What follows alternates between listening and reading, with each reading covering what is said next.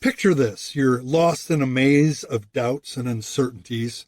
As you venture deeper, the walls seem to close in and the path ahead becomes increasingly unclear. Doubts and uncertainties swirl around you. You got to find your own way out. And that deeply held voice that's been in your head since your childhood keeps telling you that you are responsible to find your own way out. Asking for help is a sign of weakness. But what if, in the midst of this labyrinth, you hear a voice, a new voice, that cuts through the confusion and offers a simple yet profound solution? Just ask for help. At first, this idea seems too easy, too straightforward. After all, you should be able to navigate the maze on your own. Today, I'm going to hand you the map and show you the shortcuts to navigate this confusing, challenging maze. Get ready to unravel the mystery of why asking for help is the key to setting you free. That's all coming up next on Stop Doubting Your Dream. Stay tuned. Welcome to Stop Doubting Your Dream. I'm your host, Jeff Meyer, and each week I'll give you practical steps to turn your dream into a viable source of income so you can live without regret, reshape your future, and create the meaningful change you want to see in the world, all without leaving your day job. Let's dive in. Welcome back. You know, there are so many challenges that come up and cause a barrier for people to ask for help. Here are some of the ones I've seen in my own life, seen in the lives of the clients I work with, and just people in ordinary life. Common challenges for asking someone else or something else to help you when you're stuck or struggling. Institutional norms. You know, some institutional systems are built on self-sufficiency. They're led by people that have been taught to never share their weakness, to never be vulnerable, to never show need. And so then from the top down, our leaders present themselves as fully capable experts and never need to ask for anything. After all, that's how they became leaders, right? Because they have all the answers. They have all the solutions. They can fix all the problems. They're self-sufficient. At least that's what the leaders portray.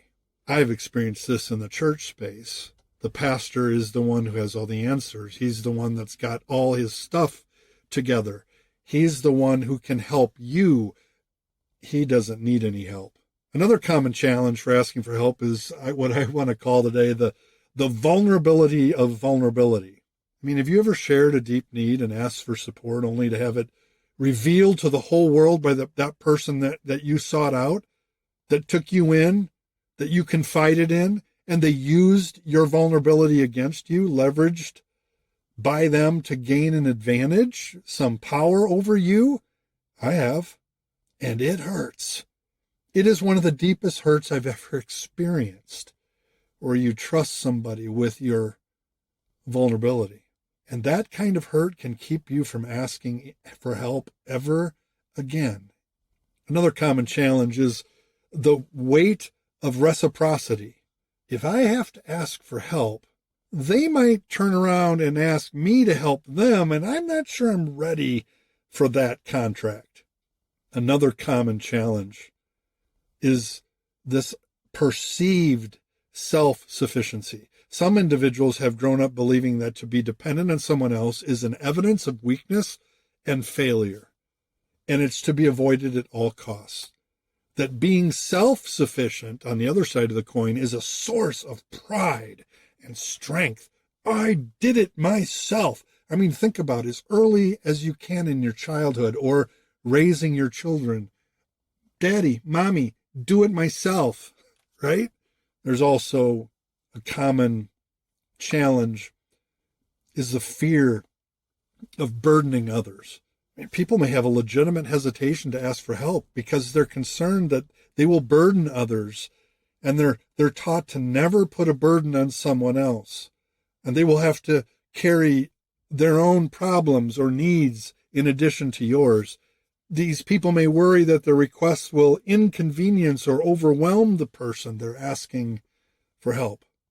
There's also a common challenge with asking for help is simply the lack of awareness of available resources, people not knowing where to go.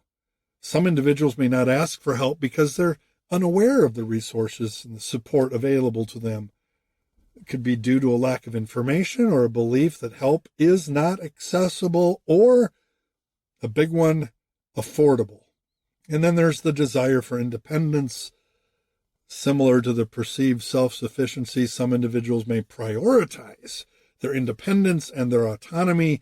They may view asking for help as a threat to their control, their sense of control over their own lives.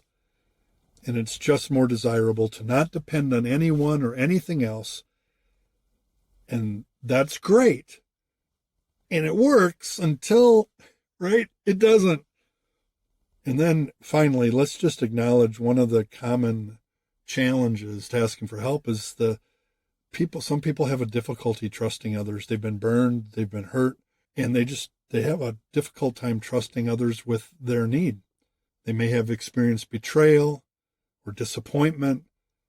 They fear being let down or taken advantage of. So there's just 8 that I listed here, but there's so many others, common challenges to asking for help. So it makes sense that people think that asking for help is a sign of weakness and not strength.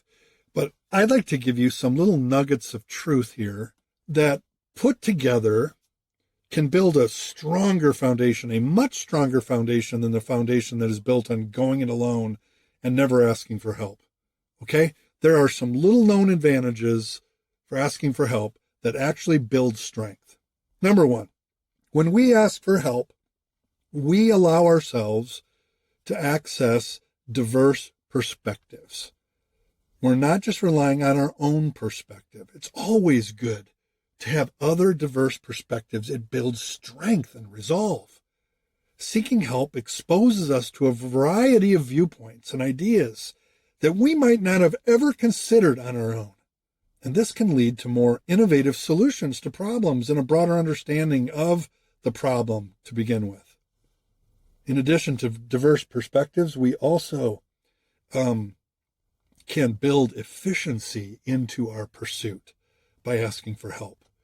I think of all the times I tried to slug it alone, to go it alone, the amount of dollars that I spent trying to figure it out myself, the amount of time and energy I spent to try to figure it out myself. When I ask for help, I can actually be more efficient. Collaboration and assistance can often streamline the problem-solving process. I love my team that I get to work with. We can solve problems much quicker together if we can lay them on the table than I can all by myself. Another great benefit, another nugget of truth that shows strength in asking for help is the ability when I ask for help to receive support and encouragement. Going it alone can be overwhelming and isolating. Asking for help can provide emotional support and encouragement along the way, right? Making the journey less daunting and more manageable.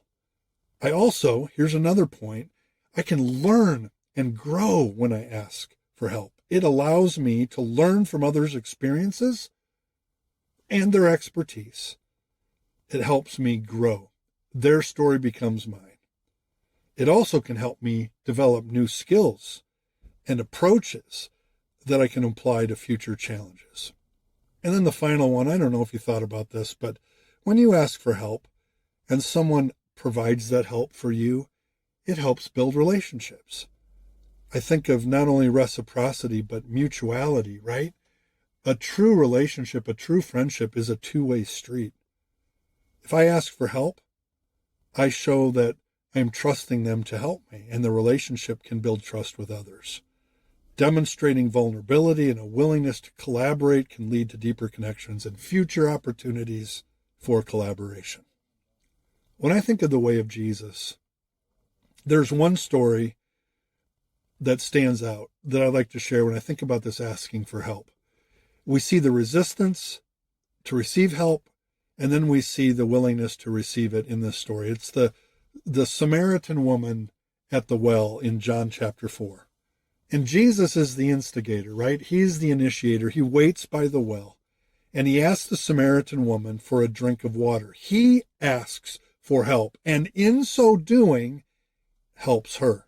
He asks this woman for a drink of water. And in the process, he breaks all of the institutional and cultural norms. He initiates a conversation that leads to her spiritual awakening, her understanding of the kingdom of God. And it also opens her up to understand her personal forgiveness for her past sins. This demonstrates that asking for help or engaging in dialogue with others, even those considered outsiders, can lead to transformative encounters and deeper connections. I have seen this over and over again in my life.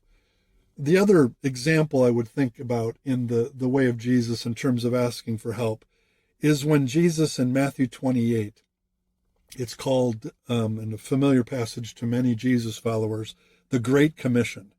Before ascending into heaven, Jesus commissions his disciples. He asks them for help in carrying out his mission to save the world.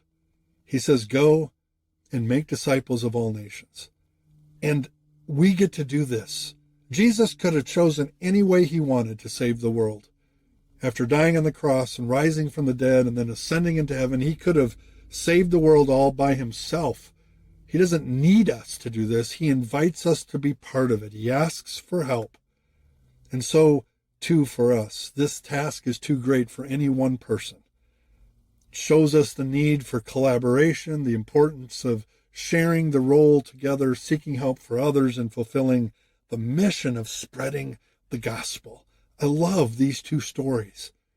What do you learn from them as you think about this concept of it is a sign of strength to ask for help?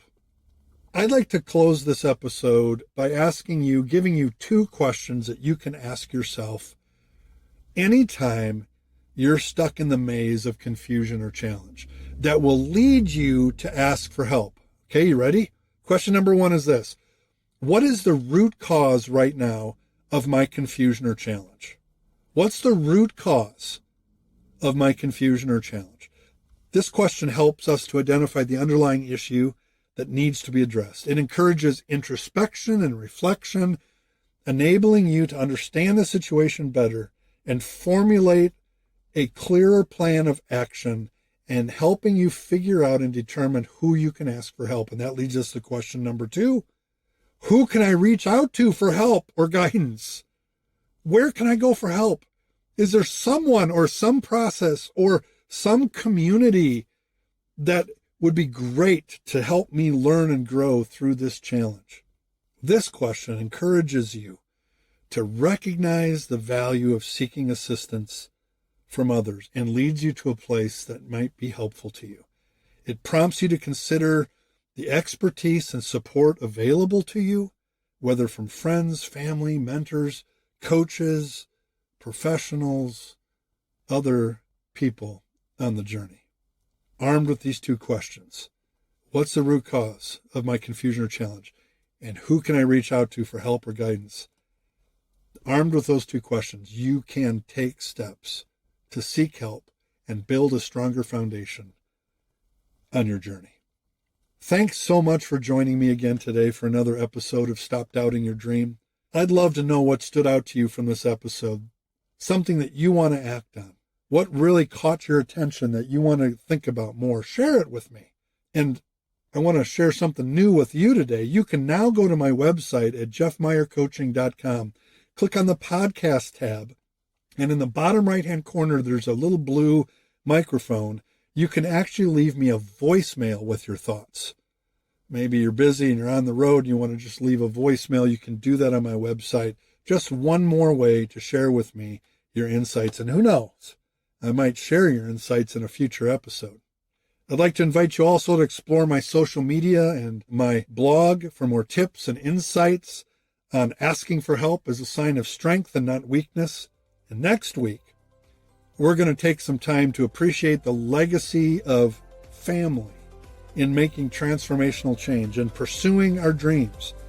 What power and help is contained when we understand our roots and our branches. See you next week.